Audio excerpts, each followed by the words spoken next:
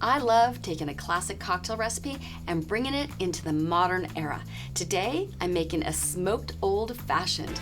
This iconic drink has been around for over a century, but I'm putting my own spin on it with, what else?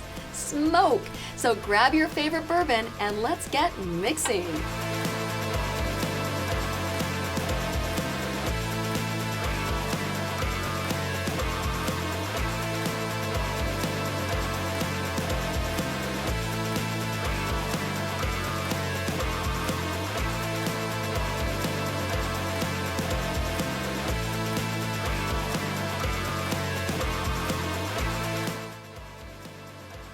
Is there anything better than a well-made cocktail?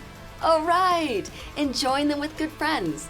Give this recipe a try the next time you're gathering. I know you're gonna love it. Cheers.